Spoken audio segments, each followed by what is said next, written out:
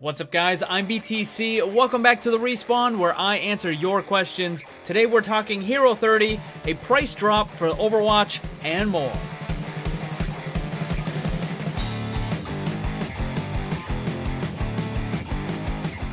Let's get started. First question, when is Hero 30 being announced and who do you think it'll be?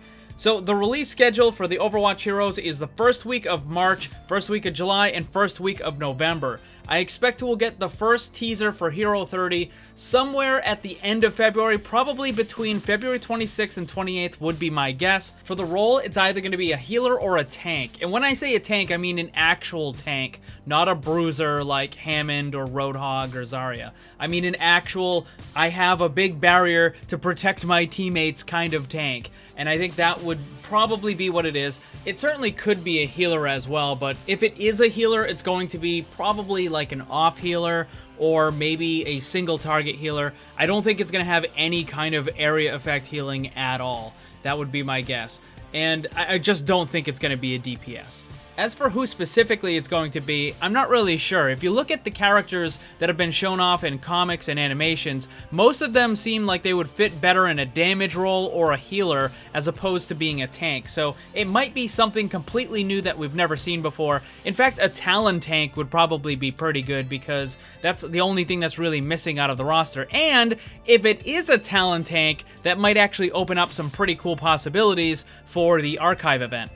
Next question, should they rework McCree's ultimate? Yes, at least partially. The problem with the ultimate is that there is a big drop-off in its effectiveness. So if you're in bronze up to plat, maybe even into diamond, you can use the ultimate as it was originally intended, and you can probably get a couple of eliminations out of it. But once you get into higher diamond and beyond, the ultimate is just garbage. IDDQD was talking about it the other day in a live stream with Jeff Goodman, and he mentioned that he doesn't even like to use the ability because it's almost a free kill for the enemy team. So if he does use it, it's just for the reload. Like you activate it and then you instantly cancel it to get that reload. And that's what most high skill McCree players do. They use it only for the reload. And I think when you have an ability that has such a massive drop-off in its effectiveness, you need to rethink what it actually is able to do. And I know some people say, well, it's still good in the lower bracket. Yeah, but the problem is you don't want to have an ability that just becomes useless once you hit a certain skill level. That's a really bad way to design. So yes, at least a partial rework to the ability. The training room update, when is it coming? I wouldn't expect to see anything like that for at least a year or longer. Next up, shouldn't Dergby have anti-GOATS abilities? If you don't know who Dergby is, it is a brand new hero concept that I made just recently. The character is really cool. If you haven't seen it, I'll put a link to that video on screen and down below so you can go and check out that hero concept. The thing when I make the hero concepts, I don't want to be fully restricted by saying, well, I can't add any sort of AoE healing because it might help GOATS. Well, I can't add any mobility because it might help dive.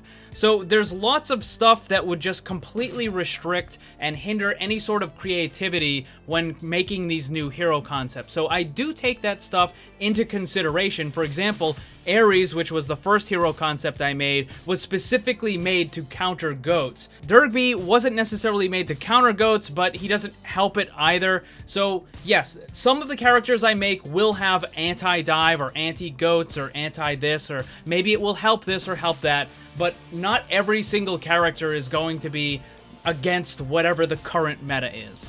Do you think new players need to reach level 50 or 100 to play competitive? I think it should definitely be increased from the 25 that it is now. That would not only help the players be a little bit more accustomed to the game, but it would also severely cut down on the number of Smurfs, which are a pretty big problem. Have you heard of the permanent price drop-off for Overwatch? What are your thoughts? This is to be expected. The game is already several years old. You have new stuff coming out all the time. In order for Blizzard to compete, they need to give an incentive to players to buy an older game, and one of those incentives is that it costs less money.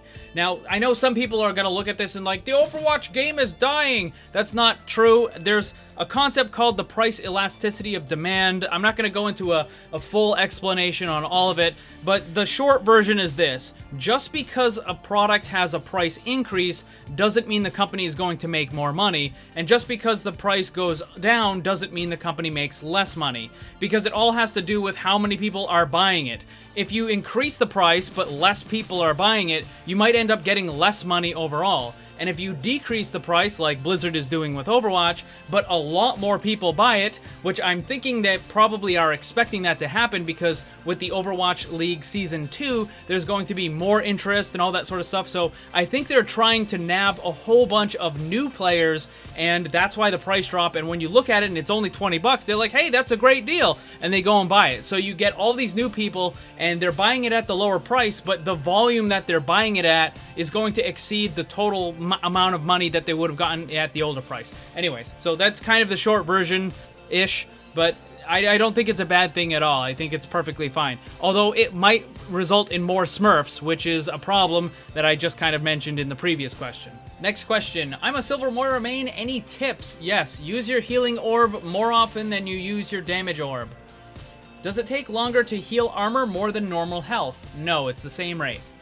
How do you counter the new Reaper? You can use McCree or Pharah. They're both really good counters. The idea is to either take him out from a distance or to just stun him and then finish him off.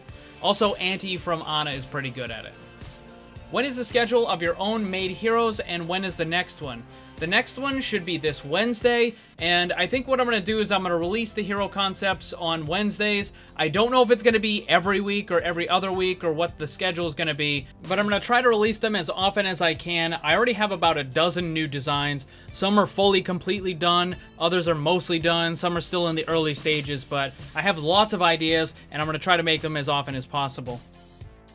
Where are the best places for Bastion to sit? In the spawn room. Why can't Sombra's hack EMP stop Soldier's ultimate after he uses it? Unlike hacking McCree, Torbjorn, Soldiers will stay active. That's because of the way the ultimate works. So stuff like McCree, Torbjorn, Roadhog, Pharah, Reaper, all of those are considered a channeled ultimate, which can get interrupted by a hack or EMP. But for other characters like Genji, Bastion, and Soldier, they're considered a transformation ultimate. It essentially gets treated like a buff. So if you had the bonus healing from a Bionade or a Nano Boost, or if you had the Harmony Orb, or even the Discord Orb if it was an enemy, but none of that stuff gets removed by hack and EMP, so that's why it doesn't affect it. It's just a different kind of an ultimate. Where did the lightning round type questions go? I kind of folded that lightning round into the regular video, and I just try to answer some questions as fast as possible.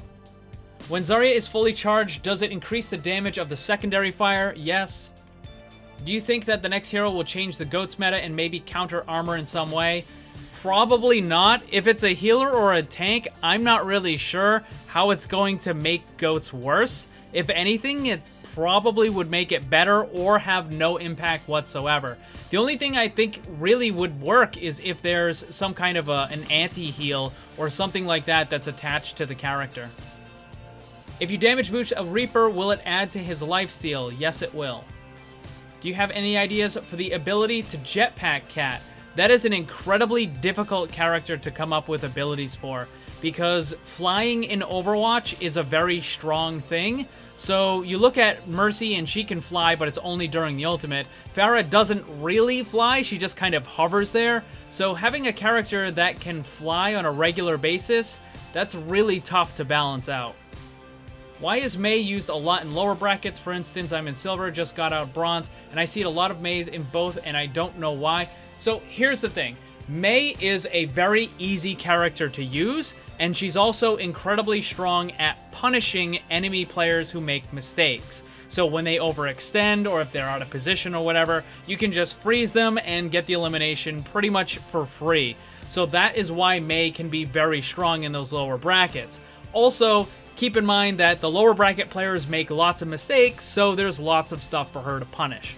What do you think about a disguise ability, sort of like what TF2 Spy has? I don't think it would work at all. The maps in Overwatch are much smaller than the ones in TF2. There's a lot less areas where you can try to sneak around and do certain things. And also in Overwatch, it's all about group fight. You have to stay with your team and everybody has to be together. And all of a sudden, if you have another extra Reinhardt that just kind of like appears, I just don't think it's gonna work.